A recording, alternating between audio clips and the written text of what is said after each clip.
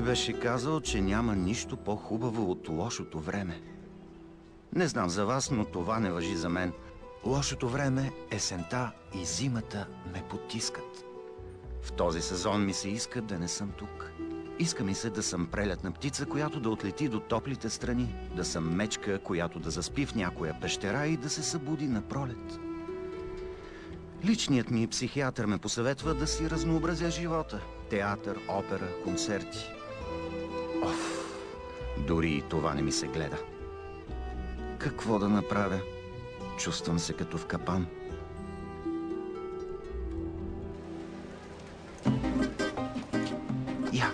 Туристическа агенция. Ами да, това е решението. Да отплавам за някоя топла страна. Какво по-добро решение от това да отида в Бали, Мали, Малайзия или някъде по-на юг? Това ще е моят коледен подарък. Но, ами ако нещо се случи с мен, ако корабът...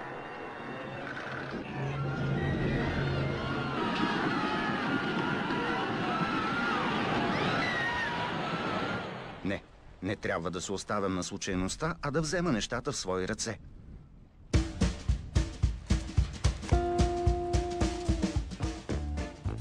И я да видим.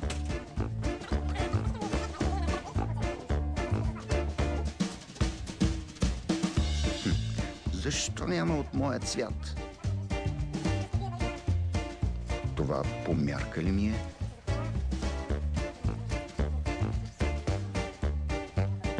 Да, до тук добре. Убедиха ме, че с подобно оборудване никога няма да потъна.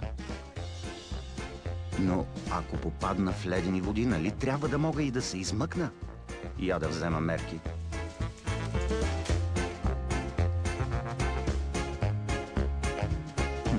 Къде е спасителя? А инструктора? Оф.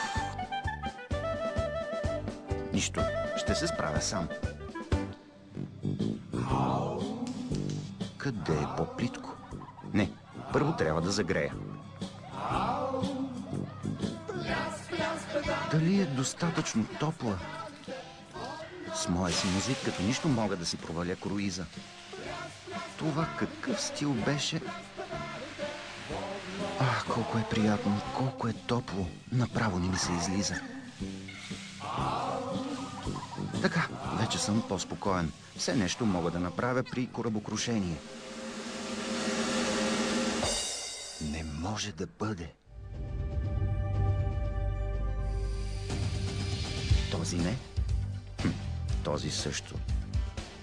Я, тази. И тази, и тази. Да, с такива спасители няма за какво да се тревожа.